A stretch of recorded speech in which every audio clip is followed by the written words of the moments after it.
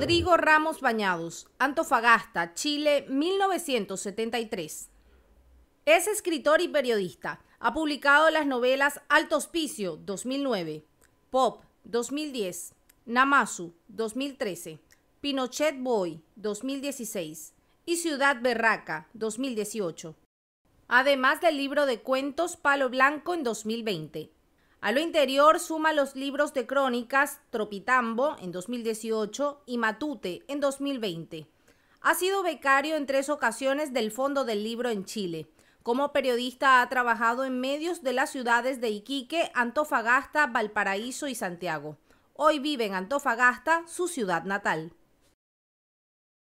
Hola, ¿cómo están? Bienvenidos y bienvenidas al segundo capítulo del cuarto ciclo de escritores y creadores del norte, donde conversamos sobre el oficio literario con escritoras y escritores del norte de Chile. Los capítulos de las temporadas anteriores y la actual la pueden ver en www.cicloescritoresnorte.com.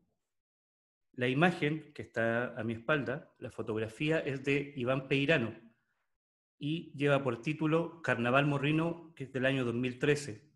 Esta imagen pertenece también a un trabajo del fotógrafo Iván Peirano que se publicó el año 2018 en el libro La quema del rey de Editorial Navaja. Hoy estaremos con Rodrigo Ramos Bañados, escritor, periodista, cronista, que él está conectado desde Antofagasta para conversar con nosotros. Hola Rodrigo, ¿cómo estás?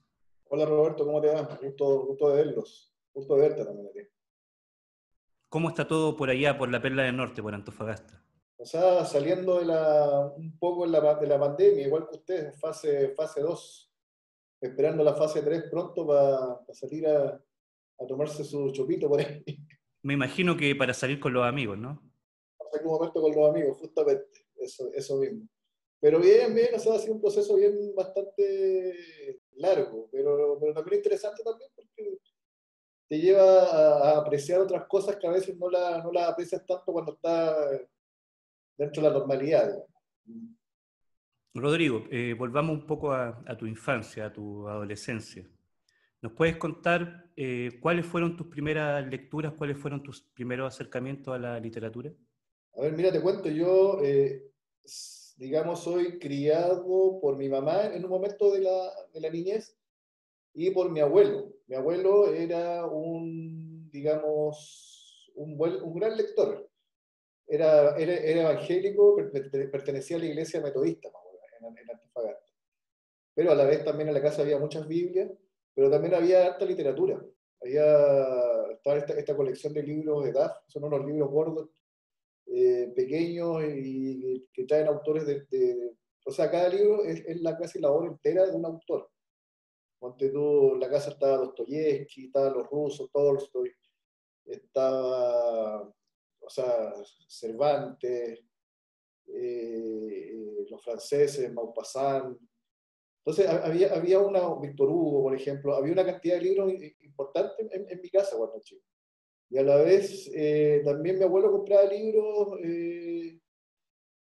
de autores que se podían en ese momento, porque estamos hablando de la infancia ochentera, donde también había mucho control de lo que se leía.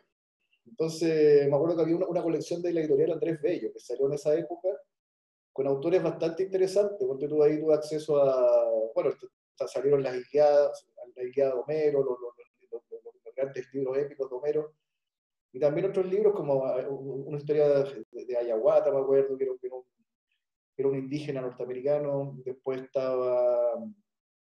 Y ahí como que llegué también a Pachapulay, un libro de Hugo Silva, un autor medio fantástico que me abrió el mate ese libro. Es como una historia de ciencia ficción de un valle que se encuentran ahí buscando a este piloto que se perdió. Y ese valle está viviendo en la época en la época antes de la llegada de los españoles. Entonces es como uno se imaginaba acá un valle en el norte, buscar ese valle y lo conectaba con el río Loa. Entonces de repente me dan ganas de ir al río Loa a ver si uno encontraba realmente que estaban viviendo indígenas ahí todavía en la época antigua. Entonces eso yo creo que fue la gracia de la literatura en ese momento, fue como muy entretenida. Bueno, después mi abuelo se murió, tuvo un cáncer, mi abuelo no tomaba ni fumaba, pero tú sabes que acá en Antofagasta está un poco contaminado por el tema histórico, el arsénico, etc. y falleció a los 60 años. Y ahí como que me cambia un poco la historia porque justo aparece mi papá, que mi papá era exiliado, entonces yo casi prácticamente no lo conocía. Yo cuando muy chico viví en Argentina con mi mamá y posteriormente mi mamá se vino a Chile y aparece mi padre como un personaje totalmente, llega a mi casa, en ese momento mi padre incluso estaba clandestino en Chile, como el año 85, 86. Yo tenía como 12, 13 años y bueno, llega a Argentina y me conecto con mi papá, con su onda, todo. Y me trae también un montón de cosas, de autores argentinos que yo en ese momento no tenía idea de que existían. O sea, ahí conecto con harta literatura argentina, con revistas como La Cerdo y Peces, me meto un poco en el periodismo.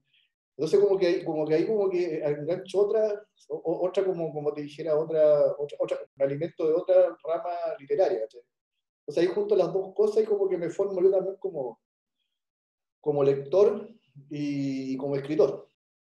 Digamos después, o sea, yo con el tiempo más que nada desemboco en la escritura, pero como que son mis dos corrientes de formación, digamos, que son prácticamente mi abuelo, mi padre, y entre medio mi mamá, que mi mamá era una gran lectora de Corín Tellado, o sea, en la casa están todas las colecciones de novelas de Corín Tellado.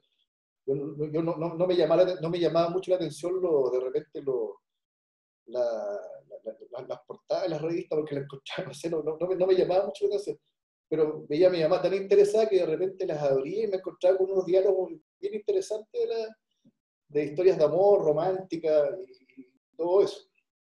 Pero eso es por ese lado como que me forma cuando niño. Bueno, y después no sé, me parece que después yo desemboco en Iquique, en el internado del colegio inglés, me mandan por la misma iglesia metodista, mi mamá me manda para acá.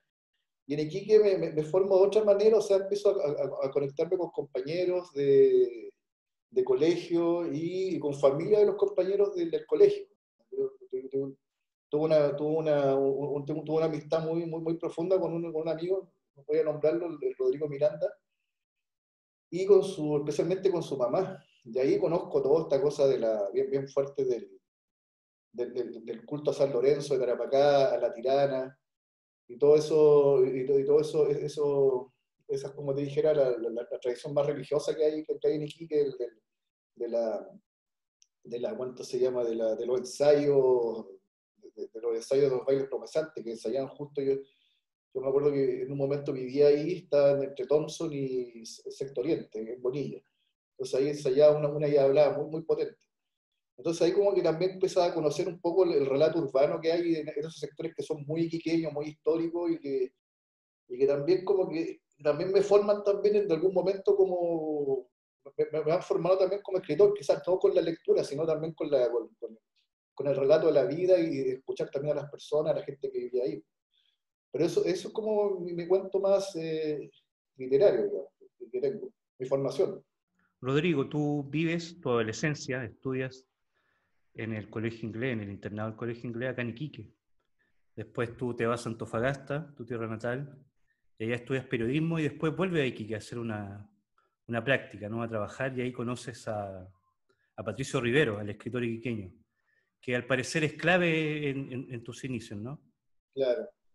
Mira, yo dentro de todo, cuando estudié periodismo en Antofagasta, en la UCN, tenía la intención de radicarme en Iquique, o sea, tenía como de llegar allá a hacer periodismo allá. El asunto me acuerdo que me faltaba un año estaba con esos ramos que siempre te van quedando, ramos isla, que tú te quedas y estás acá. Entonces me quedaba un ramo isla por ahí metido para terminar la carrera y me vine a Iquique a hacer una especie de práctica al diario El Nortino. El diario El Nortino en ese momento, digamos, hablamos del año 97, 98, para el Mundial de Francia, en esa época. Llego al diario y me encuentro con un grupo de jóvenes, o sea, de la clase, o sea, había gente de la norte que conocía y otras personas de Santiago, todo, y había un grupo bien interesante, casi todos de la misma edad, todos con una onda muy particular. Fue un momento digamos, muy bonito, ¿cachai? Dentro del periodismo, o sea, yo creo que todos lo recordamos así, porque, claro, o sea, dentro de todo este cuento, en la sala de redacción, se vive una convivencia casi profunda de amistad que tú de repente no te lleves bien con ciertas personas, se vive como en comunidad casi, porque pasas con la gente casi 8 horas. Y ahí aparece Pato Riveros, con Pato Riveros en ese momento estaba, escribía, en el nortino escribía columnas. Y Pato Rivero también, él venía llegando desde Cuba, después de su paso en Holanda, venía llegando desde Cuba, y justamente en su llegada, él tiene cuando llega a Chile, en su proceso de que estuvo entre Cuba y Holanda, escribió mucho. Y generó una cantidad de cuentos muy interesantes, que es la visión de un chileno exiliado, medio provinciano, y esos cuentos los envía al concurso de obras inéditas, obras del fondo del libro, ¿ya? Entonces, y él en ese momento gana el concurso de cuentos del fondo del libro, un premio más o menos grande en esa época, y se hace conocido. Se hace conocido a nivel nacional. Y después lo publica Planeta, que en ese momento estaba publicando a mucha gente en Chile por el boom. Había un pequeño boom de la literatura chilena en el contexto de Gonzalo Contreras, de esa época. Y Pato Rivero justo encaja en ese momento, y le publican su libro que se llama El funeral de la felicidad. Ahora, Pato Rivero era un personaje bien especial, porque él mismo, con su tartamudez, con su onda que tenía, llegaba al diario Montetú con una lapicera Bic y arriba una pluma de un jote, ¿cachai? Entonces, con la pluma grande escribía y hacía reír. Era juglaresco, era muy, muy chistoso, muy, muy ameno. Y claro, y era como la estrella, o sea, llegaba Pato, hoy no, sí, Pato, era como, y en ese momento justamente coincide con la aparición de Hernán Rivera Letelier, o sea, no con la aparición, sino con un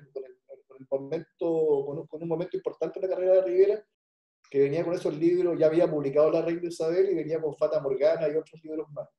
Entonces justo ambos coinciden en el lanzamiento del libro El Pato, El funeral de la felicidad, que me tocó hacer la crónica a mí por el diario de ese momento. Entonces, claro, entre el Pato y el Hernán, que en ese momento estaba un personaje también muy, muy, muy, muy, como te dijera, muy bueno para la talla, ¿cachai? Muy, muy, muy chistoso, ¿cachai? Entonces, se echan unas tallas muy, muy interesantes, se arma una amistad fue un momento muy interesante en esa ocasión del lanzamiento del libro El Pato. Y claro, y también marca también el momento también que se vivía en el diario, de que era todo muy, muy, muy buena onda, mucho relajo. Me acuerdo que hacíamos asado en el diario, carreteábamos mucho entre nosotros. Claro, o sea, digamos, éramos jóvenes entre 28, llegando a los 30 años. Entonces ahí como que, claro, y esta historia del nortino, después saca un diario que se llama El Mango, que hasta el momento, que en un momento hasta fui director, me pusieron director del Mango, no sé si fue el mismo, fue una talla, pero aparezco ahí como director del diario El Mango de Iquique. El asunto es que la empresa quiebra, el nortino como tal se va a la quiebra, y pasa, digamos, porque esta empresa era de la Nación, era como un apéndice de la Nación de Santiago, que tenía en provincia, una cosa bien rara. Y esto quiebra y pasa, las acciones del nortino pasan a los mismos trabajadores. De ahí se arma todo un embrollo, un enredo, y no se pueden organizar, quizás, y surgen también ahí los problemas que nada de temas más económicos, de plata, y en general todo este proyecto se va se quiebra, se va, y todos los que estábamos ahí, no sé, quedamos a la deriva. Y ya como uno ya venía a trabajar por esa línea, que era del nortino, creo que era una línea mucho más relajada de periodismo, se hacía más interpretativo, era difícil conectarse con el diario, el diario clásico de Iquique, que era La Estrella. Entonces también había ciertas rivalidades, ¿no? De repente uno no caía bien allá, otro no caía bien acá. Entonces había toda una onda. Entonces, claro, y en ese momento Iquique tampoco tenía más medio de comunicación, no estaba lo que hoy ahora, o sea, ese tiempo lo único que existía eran los diarios en papel. Entonces yo vine y después me derivé en Antofagasta, llegué al Mercurio Antofagasta, y ahí me quedé otro par de, unos buenos años me quedé ahí, como 10 años, más o menos. Pero claro, ahí como que podría haber seguido, porque claro, en la municipalidad quizás, pero no sé, uno en la vida tiene como toma destinos por acá, por allá. y a veces la acierto y a veces no. ¿Cachai? Pero, y ese grupo todavía, ese grupo de periodistas, todavía nos estamos conectados todos. Y claro, y después recibimos la tristeza siguiendo el tema del Pato Rivero, que justamente y eso quería llegar, que en ese contexto me tocó vivir unos meses con el Pato, o sea, unos 6 meses, medio año viví con el Pato. Él arrendaba su pieza ahí en el barrio El Morro, me la preparó y estuvimos viviendo juntos. El Pato en ese momento, claro, era muy conocido, muy querido también, entonces llegaba mucha gente a la casa, y por ejemplo hacía almuerzo, llegaba el abogado Caucoto, por tipo de derechos humanos, y llegaba mucha gente. Y a la vez también como que yo en esos mismos años me gané la beca del Fondo del Libro, por un libro, una historia que nunca terminé, una cosa, pero me la gané. Entonces el Pato como que generamos ahí un interés, nos conectamos literariamente. Ahora el Pato venía de una escuela, quizás la misma escuela de Riveriana, que es la escuela entre el realismo mágico y los rusos.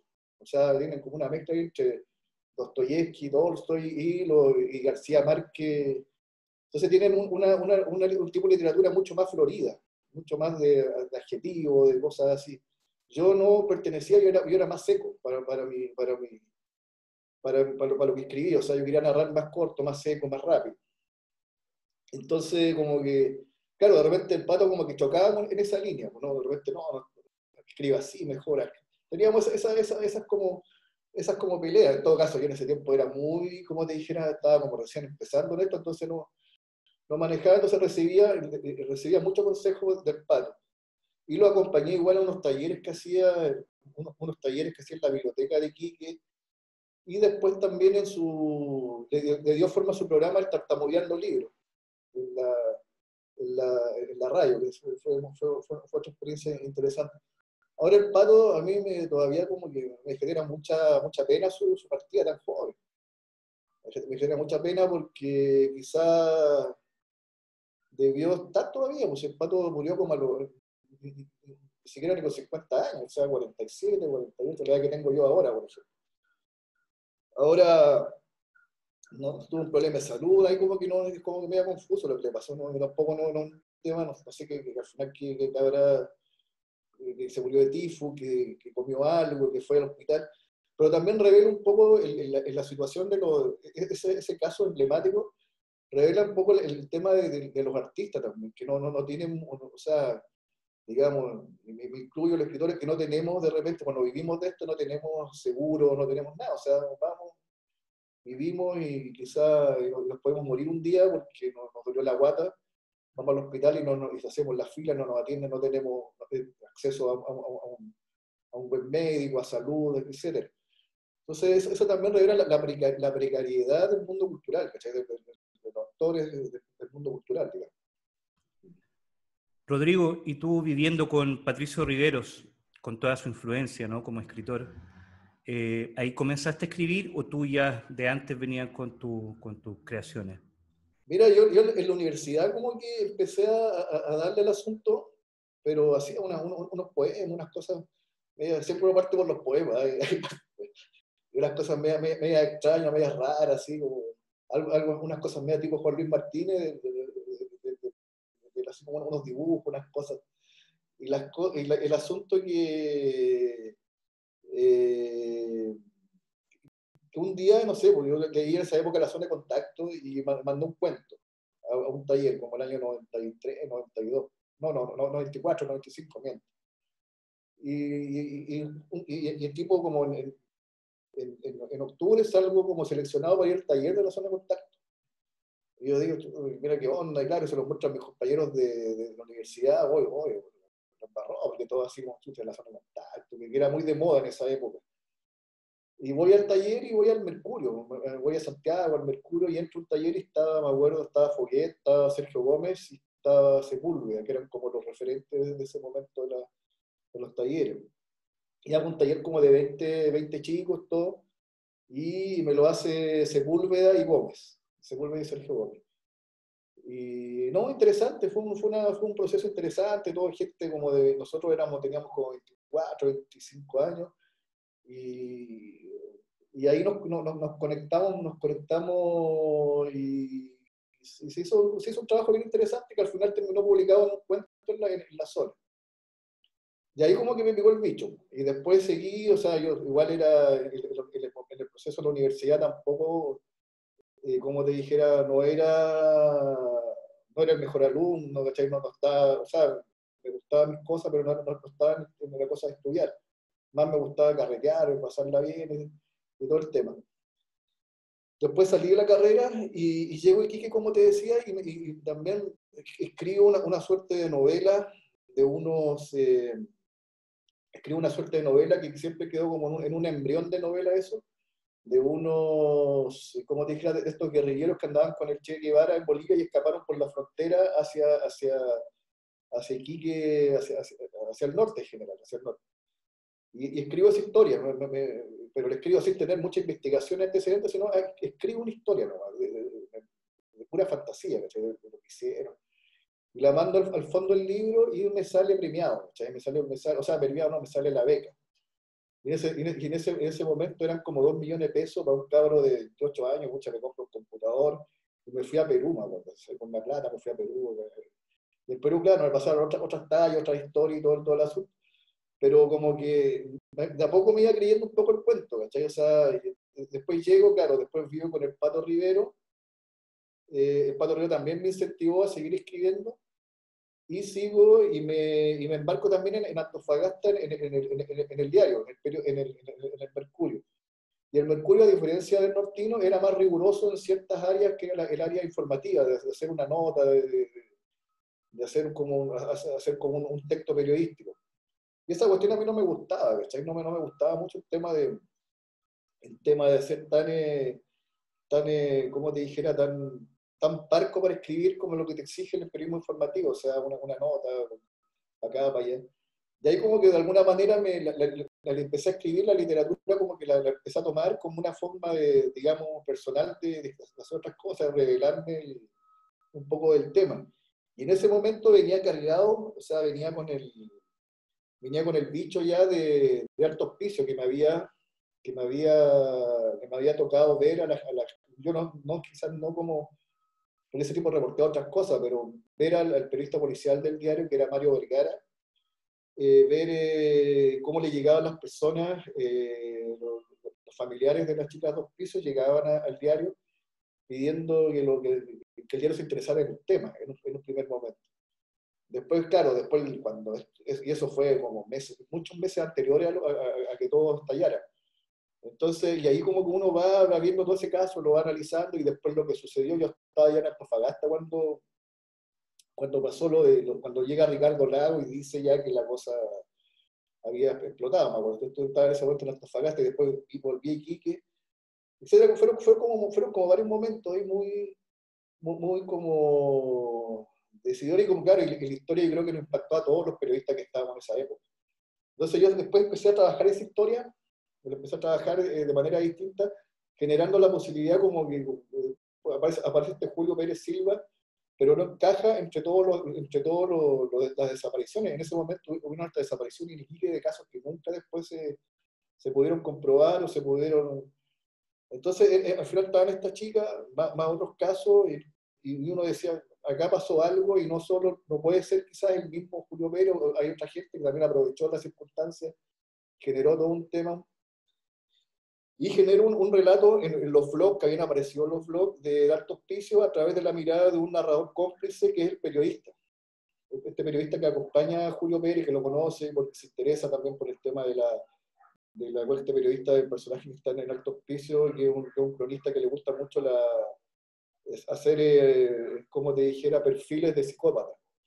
¿Cachai? De psicópata. Entonces, ahí como que se conecta con Julio Pérez, con este personaje que es un poco Julio Pérez, y se conectan, generan una amistad, y se van contando y se van confidenciando situaciones de sus propias vidas. Y claro, y como lo escribía, me acuerdo en el blog, yo mismo me iba a estar en ese momento en los cibercafés.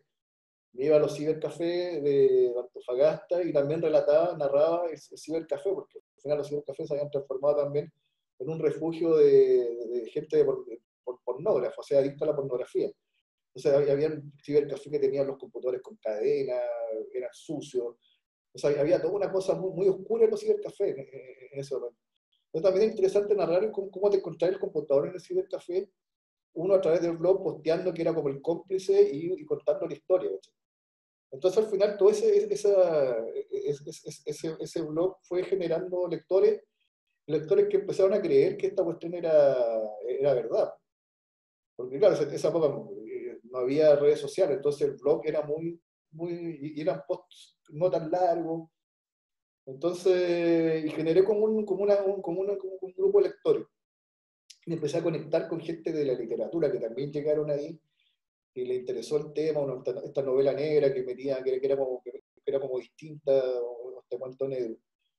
Y ahí como que empecé ya derechamente a escribir, empecé a escribir y a creer el cuento también como escritor y como narrador, que claro, dentro de todo esto la idea es que la gente te crea. O sea, dentro de la literatura, la ficción es que hagas, digamos, en lo que buscaba yo, que me creyeran. Y se dio la posibilidad de publicarlo. De ahí empezó toda una historia de la publicación de Altos Pisos, que ya tiene como 4 ediciones ya. Tu primera publicación es Altos Pisos. Altos Pisos como publicación en papel. Y después publicas Pop, tu segunda novela, que tú has dicho en alguna entrevista que es una especie de continuidad. Rodrigo, cuéntanos por qué mostrar en Altos Pisos, en esta novela, lo que tiene que ver con la contingencia, ¿no? Con la noticia, y además mezclado con el horror, con la muerte de estas chicas en la comuna de Altos Pisos, con la frontera, con todo lo que es el traslado transhumante. Cuéntanos por qué se te antoja crear desde ahí tu literatura. Es que mira, yo parto ahí como con la idea un poco, ¿sabes? Vengo del área más reporteril, de contar del periodismo, la cosa de reportero.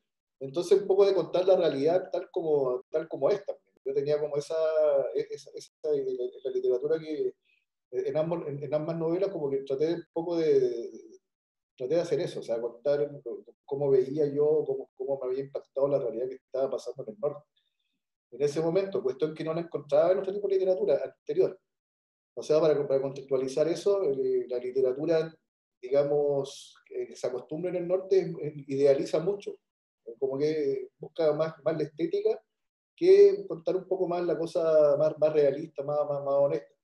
Quizás se ha hecho, pero antes con la misma, pero son libros que pasan muy desapercibidos, siempre como que uno va, no, sí, mejor cuenta el lado bonito al asunto. Entonces empecé a trabajar este tema, claro, en Altos Pisos, digamos, uno lo ve desde otro punto de vista, se da el tema de la marginalidad, o sea, de la marginalidad y la poca atención que hay en los sectores que están más desposeídos, de parte del gobierno, de parte de las mismas autoridades, todo. Entonces eso mostraba Altos Pisos, y hay como una imagen que es muy, que la novela que siempre me acuerdo es cuando no sé si va Ricardo Lago a hacer una charla en un discurso en una multicancha, en la inauguración de multicancha. Y la misma gente dice, mucha, es la primera vez que llega este compadre, y va un dirigente social, y mucha llega este loco acá. Y fíjense, es como cuando, no sé si tú viste la película Calú Momento, cuando dice, puta, ahora llegaron los locos, cuando ya estábamos todos locos. Y con Pop lo mismo, o sea, Pop, yo había ido a Tacna, había hecho un viaje a Lima, y me llamó mucho la atención el racismo que había permanente entre el chileno y cuando llega a Perú. O sea, en Chile, o sea, como chileno, se sentían, no sé, porque sentía como el gringo que pasaba la frontera a México. O sea, yo vengo de otra realidad. Los mismos peruanos dentro de su discurso te avalaban eso. Igual. O sea, mira, en general su país es muy desarrollado. Pero había toda esa dinámica, esos diálogos que al final como que me llamaron mucho la atención. Y pasé este personaje porque esto está conectado en un blog. Está Altos Pisos, está en la primera parte, está Altos Pisos mismo tal, y después está Pop. Entonces, estaban conectados en un blog, y este personaje de Altos Pisos quizás va y llega y va, lo pensé así, va tan y se transforma en otra cosa. Ya va como un burrero, va a buscar, va a pasarla bien, va a buscar, como te dijera, va a drogarse, porque va a drogarse a Lima, a buscar cocaína, a buscar pasta, y se conecta con un montón de gente influyente. Y empiezo a meter a Fujimori, está en ese momento el otro, Fujimori Montesino, y va a una fiesta y la pasa, no sé, puro, como te dijera, con harto, con imágenes bien exageradas, ¿viste? Pero se da, y Pop, el otro día me entrevistó Cristóbal Gaete para la palabra quebrada, entonces le decíamos, ¿y por qué Pop el nombre? Yo le decía porque, claro, es una novela que quiso hacer con harta referencia a personajes pop. Entonces está de repente tú lees la novela y te aparece Tarantino, te aparece Buñuel, te aparece Charly García. Entonces, claro, es como una ficción que tiene mucha cosa mezclada, hay mucho como imágenes de cine y de lo que en ese momento estaba de moda en el país. Aparece también el Guatón Romo. Entonces están ahí, es como una mezcla de personajes pop, digamos, y el relato que es un relato bastante, un relato que es bien bastante particular, o sea, como que va y no vuelve. O sea, yo también en ese momento yo estaba consumiendo más cosas, no sé, estaba tomando, escribía más, como te dijera, más alterado, ¿cachai? No estaba escribiendo de una manera más tranquila, ¿cachai? Entonces por eso Pop sale como una cosa muy rápida y con esa impronta y se lee de esa manera, o sea, tiene un tono que quizás no lo lograba en otras novelas porque estaba como, claro, escribiendo quizás me tomaba una piscola, ¿cachai? Empezaba a escribir, etcétera. Entonces otro momento también en la vida de uno. Rodrigo, después publicas dos novelas con la editorial Narrativa Punto Aparte de Valparaíso. Publicas en primer lugar Namazu y después Pinochet Boys, ambas con muy buena crítica. Cuéntame, bueno, Namazu trata sobre la vida de unos científicos japoneses en Tocopilla, y Pinochet Boys es sobre los aspectos de la gestión cultural, los cruces con la minería que se da en Antofagasta, una novela bien crítica de ese ámbito. Cuéntanos cómo llegaste a esta historia, qué hay de ficción y qué de realidad, si es que cabe el término. Mira, te cuento un poco de Namazu, partiendo, como te digo, como te decía anteriormente, siempre parte todo del reporteo. Me tocó ir a Tocopilla varias veces a reportear el terremoto. Entonces fui conociendo historias, sacando historias, y me encontré con varias historias interesantes, y lo llamativo de Tocopilla es que es el hecho de que hay gente que vive en Tocopilla y no ha salido en Tocopilla nunca en su vida, y le gusta Tocopilla y quiere quedarse toda la vida ahí. Entonces un intendente de la época me decía, yo quiero que Tocopilla debería desaparecer del mapa, porque es una ciudad que no aporta nada, hasta la industria, deberíamos trasladar toda la gente de Tocopilla hasta Antofagasta y meterlos ahí. Entonces, claro, y llamar la atención, y también el otro, el chauvinismo tocopillano, tiene como estas cosas así que un poquito parecido también al chauvinismo iquiqueño, pero el iquiqueño tiene más historia, o sea, tiene a los púgiles, la historia del boxeo, la casa submarina, hay como más historia en ese sentido para ser chauvinista en Iquique. Pero en Tocopilla no, los tipos son tocopillanos y hacen un desfile, me acuerdo, que había un desfile que es impresionante para el día de Tocopilla, donde desfila desde las compañías de bomberos hasta la gente que viene de Europa, porque tú sabes que en Suecia hay un pueblo que casi el 60% de la gente es tocopillana, gente que se fue exiliada de Tocopilla a Suecia, y tienen ahí un pueblo que es Norrköping, y viene gente de ese pueblo sueco y desfila para el día. Entonces me llamó mucho la atención. Entonces de ahí quise meter unos japoneses, unos personajes que querían interferir todo este sistema con una máquina ¿cuánto se llama? Para predecir terremotos. Y de ahí se arma toda una cosa de rechazo, y hay mucha xenofobia contra los japoneses, que los confunden con chinos, y se arma, y los mismos japoneses tenían problemas, venían también con unas historias personales bastante particulares, todo. Y se genera todo y aparece también una periodista, que era la chica del diario, que estaba medio aburrida y que no. Entonces aparece toda meto todos los personajes, claro, y que todo iba a desembocar en un terremoto, y ese terremoto era un terremoto también que era un terremoto que significaba también el terremoto en la vida de ellos. Entonces estaba toda esa metáfora. y genera en realidad era como ensalzar a personajes pequeños de pueblo, de gente que viviera ahí y también dar a conocer también lo que significa esto de los pueblos en el norte de la ciudad, que son, cada uno tiene su mundo tan particular, su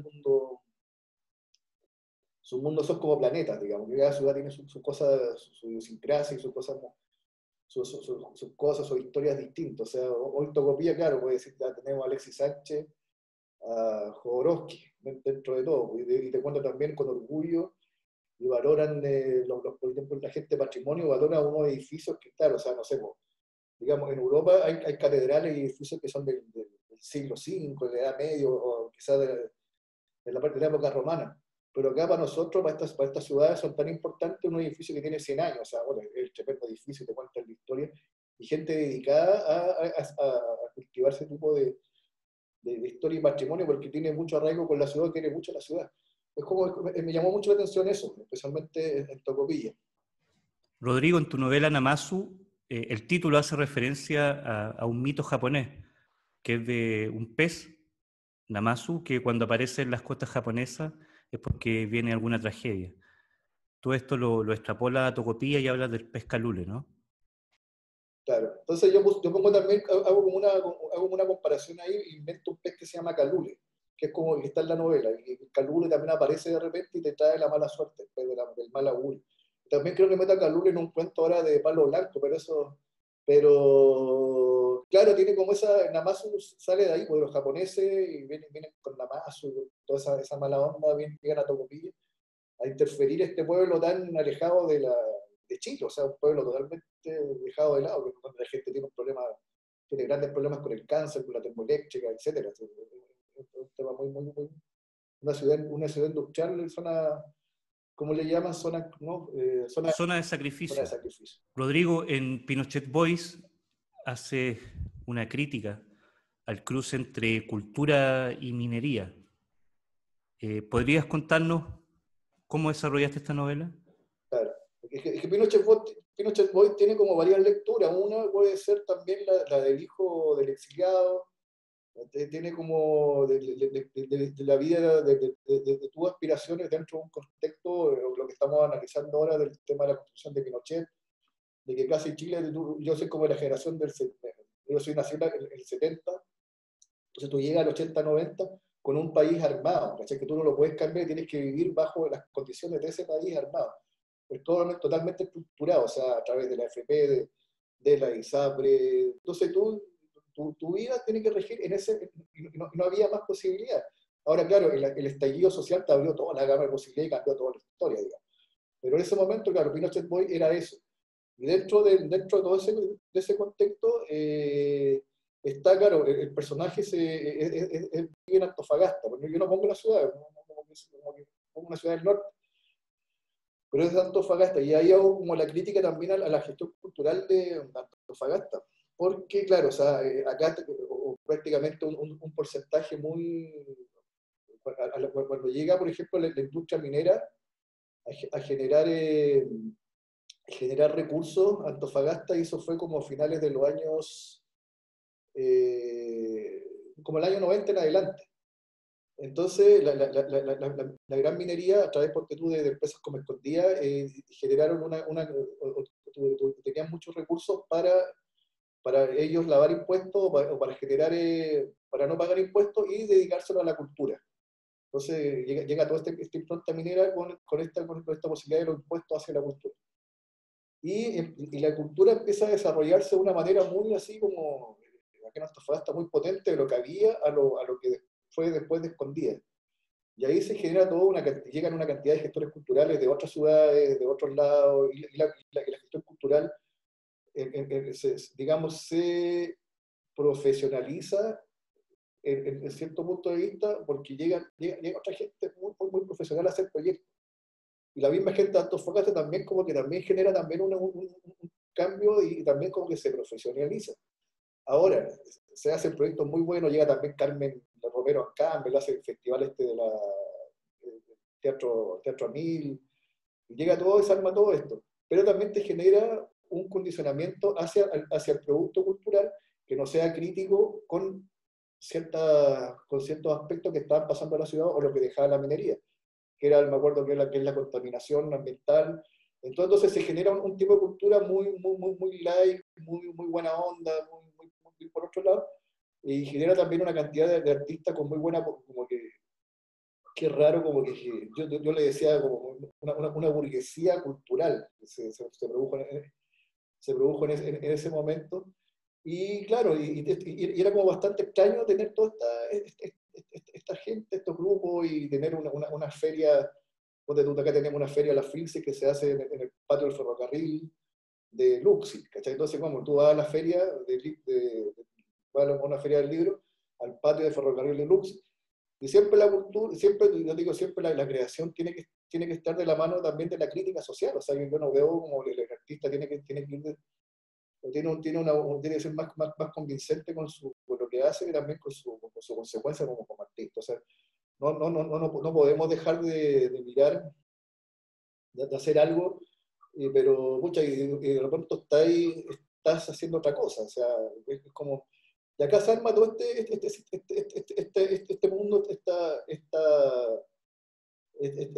este mundo cultural se arma, cierto, no todo, ¿cachai? Pero se arma una gran cantidad de un mundo cultural muy dependiente de los fondos de la minería. ¿Cachai? Entonces, cuestión que no pasa, y con millonarios, con dinero, con mucho dinero, gente con mucho dinero para repartir de parte de la minería, y no solo de escondida, sino también después de la minera de los Lux, etcétera. Y algo muy distinto, claro, o sea, después yo viví en Valparaíso y era otro tipo de gestión cultural. O sea, es algo muy distinto, como que acá hay un globo de gestión que es y hay proyectos emblemáticos que todavía continúan con la misma FILS, proyectos de arte, etcétera. Lo que a esta altura, claro, o sea, ya quizás también una forma también, si tú lo ves de otro punto de vista, una forma también de sacarle plata a las mineras y generar otro producto. Pero ahora tú dices, claro, Antofagasta, ¿qué tenemos? Nosotros en mi área, que es la literatura, no tenemos una editorial como Dinarica, porque, ¿cachai? O sea, aquí llegamos nomás. Entonces llegamos, claro, que un grupo de artistas tenga una buena situación económica, viva muy bien, y que más que nada gestores culturales que vivan muy bien, pero ¿qué estamos dejando a la ciudad? ¿Cachai? O sea, ¿qué estamos dejando como tal? Entonces, claro, o sea, hay una crítica, y creo que en la novela trato de hacer esa crítica, esa crítica hacia la cultura en Antofagasta, que es la cultura minera, pero no la cultura minera como tal, sino, tú me entiendes la idea, la cultura de la minería. Rodrigo, y en la novela que viene después, en Ciudad Berraca, publicada por la editorial Alfaguara, cambian la mirada, ¿no?, para narrar esta historia que tiene que ver con una familia de migrantes colombianos que llegan a Antofagasta. Cambias la mirada, pero mantienes el paisaje que es el norte. Cuéntanos cómo, por favor, cómo tomaste nota de las prácticas culturales de los migrantes en Antofagasta, y también cuéntanos si es que tomaste nota del habla de los venezolanos y colombianos que viven en la región de Antofagasta. Claro, mira, que acá en Antofagasta partió la inmigración, como también como la llegada de la gran minería, en los 90, la llegada masiva de inmigrantes, que fue como el 2012 por ahí, cambió totalmente el panorama humano de la zona, o sea, en todo sentido, en cuanto a costumbre, a la misma, claro, en general la costumbre, y en cuanto también a la cuestión económica. Entonces se arma un choque cultural de parte se produce un contraste, un choque de toda esta cultura, de todos estos inmigrantes colombianos que llegaron así masivamente a la ciudad y trajeron, ponte tú, todas sus costumbres, el baile, la onda, la bulla y todo ello. A la vez también ellos eran desplazados, ellos vienen también de un problema de la guerra casi eterna que hay en Colombia, de sectores, no en toda Colombia, pero en ciertos sectores del narcotráfico. O sea, ellos son desplazados del narcotráfico. Ellos vienen de Buenaventura y del Valle, la mayoría. Y son zonas que son zonas, como te dijera, que tienen problemas históricos de narcotráfico. Hay la FARC, las mismas los mismos narcos, las autos, como la autodefensa, vienen todos con esa historia. Se vienen, huyen de su país, pasan y vienen con esta historia de Antofagasta, que es como, ponte tú, la capital minera del mundo, que hay mucha posibilidad de trabajo, mucho dinero. En ese momento, claro, Antofagasta en los 2012-2013 tenía ese mote y daba la posibilidad, y había, digamos, posibilidades de estar acá, porque estaban entonces, y estos llegan ellos a esta ciudad, y esta ciudad viene también con una tradición histórica también que viene desde la época de la chinización del norte. O sea, hay una cuestión que no me gusta llamarlo de fascismo, pero hay una cosa muy arraigada de los chilenos de hacer, no sé, estas cosas de rodeo, acá de guasos vestidos un vaso en Iquique, pasa en Arique, pasa acá, de guaso del desierto. Entonces hay una cosa muy chilena arraigada acá, o sea, digamos, todos tenemos ancestros, yo tengo ancestros que pelearon en la guerra del Pacífico. Mis abuelas, abuelas que vienen con una cosa de ir al desfile, al 21 de mayo. Entonces, una cosa chilena que quizás no tiene que ver con que sean de derecha o de izquierda, pero son chilenos, o sea, con patriotas, así como tiene esa cosa patriota, Chile. Y claro, y también pasó también antes, y esa lectura como, digamos, histórica, también pasa con la discriminación que han sufrido quizás, y me pasó también que la viví cuando niño, con las mismas personas que son de rasgos más andinos, vienen no sé, gente del interior, que va a los colegios y que las molestan porque le dicen indios. O sea, yo también hice bullying, digamos, cuando chico. Entonces como que uno viene con esa cosa arraigada. O sea, toda la gente de acá como que es muy racista, como que se siente como muy chilena, muy patriota. Entonces llegan estos colombianos, claro, y se arma todo. Hay un problema, una forma social y como una lectura una cuestión muy explosiva de convivencia, que desemboca en un partido de fútbol entre Colombia y Chile, y se arma una pelea en el centro de Antofagasta entre calles gente que está, porque hay calles en Antofagasta que hay puras locales donde venden cervezas para colombianos y otros que son para chilenos. Entonces están como divididas como barrios colombianos y barrios chilenos en las mismas calles. Y ahí se produce una batahola, una pelea. Y fue como el momento fue como el punto más pic, porque claro, después de esto como que hubo ya una preocupación hacia el tema, o sea, una preocupación más general, la gente como que empezó a cambiar, hubo una lectura en los colegios, o sea, en los mismos colegios, como que el tema empezó a tratarse de otra manera, ¿cachai? Una manera más que estamos haciendo, si al final nos vamos a convertir, o sea, Antofagasta está creciendo también para allá, para acá, para acá y para allá. Entonces yo en Ciudad de Raca me tocó en ese momento estar en Antofagasta, ver el tema y empecé a escribirlo. Empecé a desarrollarlo porque justamente me encontré con una historia que era una historia que podía trabajarla como quizás un gran reportaje periodístico o quizás una novela, que era una historia de una niña que había llegado con una bala en la cabeza. Una familia que traía una niña con una bala en la cabeza que no se la habían podido sacar, y la niña tú le tocabas acá en la cabeza, así tenía como el porotito y tenía la bala ahí. Entonces, ¿quién se la iba a sacar? No se la habían sacado en Colombia. Era una familia que venía de Buenaventura, de gente morena que habían cruzado la cordillera como él la cruzan los mismos venezolanos. La misma historia a través de estos gallos que son los coyotes, lo habían dejado. Entonces estaba la historia ahí, además, o sea, montada, y me lo habían contado, ¿no?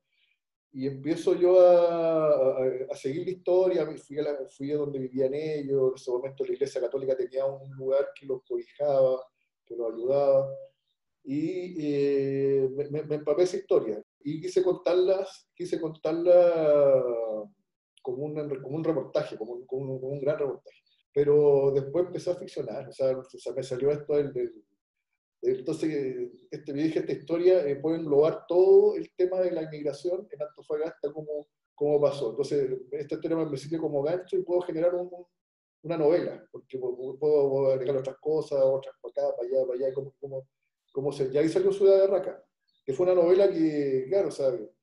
Que tuvo la suerte de ser publicada por una editorial que es multinacional, que tiene un tiraje mucho más grande que lo que había estado acostumbrado a tirar, entonces, y que tiene una llegada mayor.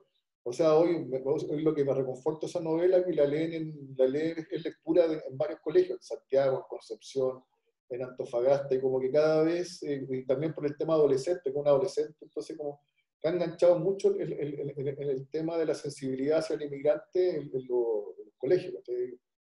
Entonces eso es lo que más me reconforta de Ciudad Berraca. Ahora, claro, el proceso escritural con una editorial multinacional, como tú lo vas desarrollando, es muy distinto a es muy distinto. Quizás pierde la novela, pierde la sociedad que tú tienes o otros temas. Va perdiendo un poco, va perdiendo un poco pero va ganando quizás en otro, ¿cachai? Más pulcritud, pero en general, yo terminé cuando terminé, que la hice como 3 veces, la tuve rehaciendo, terminé chato, o sea, yo no quería saber más de Ciudad de Berraca, que se publique y ahora a pasarlo bien, digamos, porque las multinacionales en general te regalonean harto, o sea, tú vas a Santiago, vas a hotel, vas para allá, vas para acá. Entonces es una experiencia que es interesante y esta te dignifica como escritor, te dignifica bastante, ¿sabes? Porque uno que te pagan bien, ¿cachai? Tu producto vale, a pesar que te estén, o sea, digamos, en la industria editorial, el escritor siempre recibe el 10%, el 15%, pero a la vez también, claro, o sea, ese es otro tema, ese es otro tema. Pero en general, tú empiezas a trabajar con, o sea, yo creo que el escritor tiene que estar muy de la mano trabajando con el editor, ¿cachai? Es como una sola. Y ahí tú logras recién, y este producto, o sea, Ciudad Araca como novela salió, digamos, de eso, ¿cachai? Un trabajo muy exhaustivo de parte de la editora conmigo, ¿cachai? Fue una cosa, quizás, claro, o sea, quizás a mí no me guste mucho tan así, de que estén con la lupa o te digan, no sé, pero al final salió una novela que, como te digo, que me reconforta mucho que llegue que esté en los colegios, que esté llegando, que esté siendo leída por las clases de lenguaje, y tiene una cantidad, siempre me están llegando gente que la estudia en los doctorados de literatura. El otro día en la UPLA, en Alemania anda por ahí por otro doctorado, en Santiago tiene como varios, como que, claro, por el tema que aborda, que es la inmigración. O sea, hay pocos libros de inmigración y este es uno. Rodrigo, para ya ir terminando nuestra conversación, tengo acá en mis manos Palo Blanco y otros cuentos. Esta es tu última publicación, es un libro de relatos. Y anteriormente a Palo Blanco publicas 2 libros de crónicas. Tropitambo por la editorial Quimantú y Matute por la editorial Aparte. Cuéntanos qué diferencia hay para ti entre el cuento y la crónica. Tú en algunas entrevistas has declarado que te sientes muy cómodo escribiendo crónica. Cuéntanos un poquito por qué haces esta diferencia.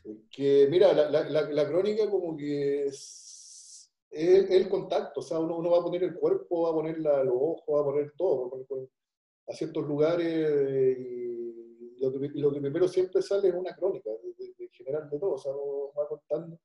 Y desde la crónica, la crónica va mutando, quizás un hecho, un dato va mutando a una novela.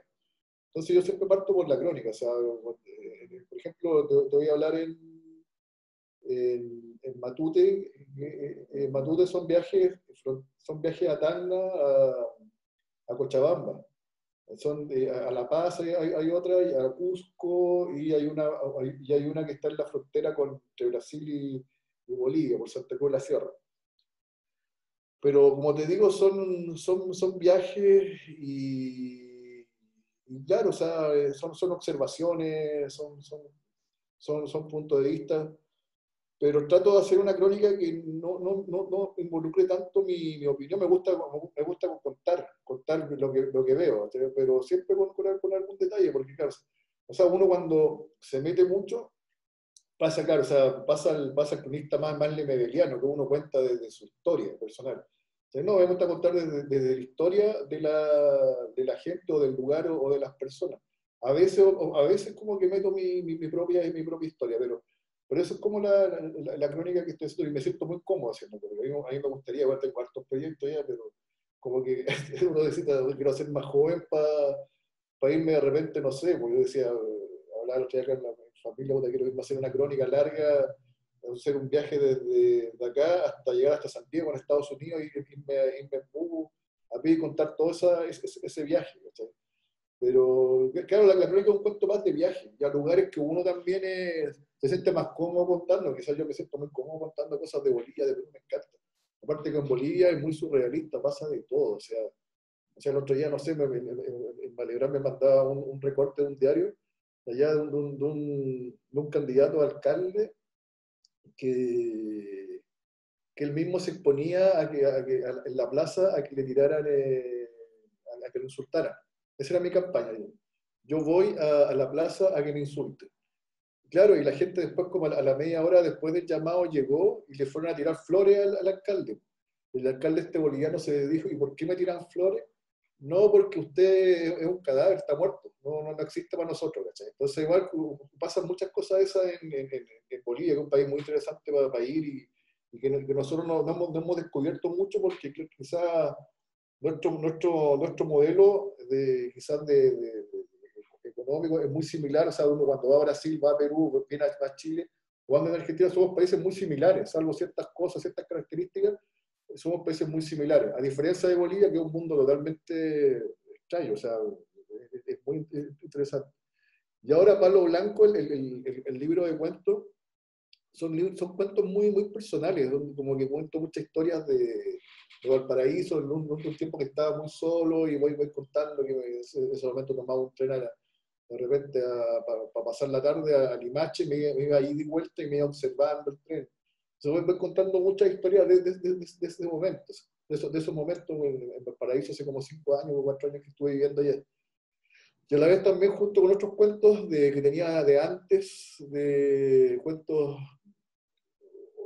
otra historia, y voy dando todo esto como voy trabajando. Ahora, ese libro salió ahora en cuarentena porque quería publicar eso, tenía mucha ganas de publicar esos cuentos y pensaba que con un buen trabajo lo podía hacer. Lo mandé a 2 editoras y no me dijeron, no les interesó. Y se lo mandé por otra gente, sí, por otro amigo que tengo en Santiago. Me dijo, no, mándaselo al editor de Sudamérica, que estaba allá. Se lo mandé. El editor le gustaron los cuentos y empezamos a trabajarlo, los trabajamos juntos. Y salió los trabajamos en conjunto. Y salió un buen compendio de cuentos. He tenido buena crítica con ese libro. O sea, el otro día del Camilo Mar me hizo una cosa que me sorprendió mucho en Arte y Letras. Me pone ahí que me falta más reconocimiento, pero como que cosas así como que te van sorprendiendo, o quizá otra gente como que ese libro como que tiene mucha, y los cuentos están bien trabajados, creo que están justos, están precisos. Yo no había trabajado cuentos, o sea, para mí no había sido un cuento un tema, y creo que son buenos, están bien hechos los cuentos, están bien armados. Aparte que uno creo que se ríe, tú pensé que le había reído bastante con algunos cuentos y ahora no tiene mucho. Sí, harto humor negro. Bueno, Rodrigo, muchas gracias por tomarte tu tiempo, por conversar con nosotros, también por acercarte con esta entrevista un poco a más lectores, ¿no? Que puedan conocer con esta conversación parte de tus publicaciones y que ojalá pueda acceder a ella para su lectura. Muchas gracias, Rodrigo. Gracias a usted, Roberto, y a Fernando y a todo el equipo, también por su tiempo, y siempre ahí con Iquique, porque tú sabes que soy medio quiqueño, la mitad es quiqueño y la otra mitad antofagastina. Así que eso. Chao, chao. Hasta pronto. Chao, chao.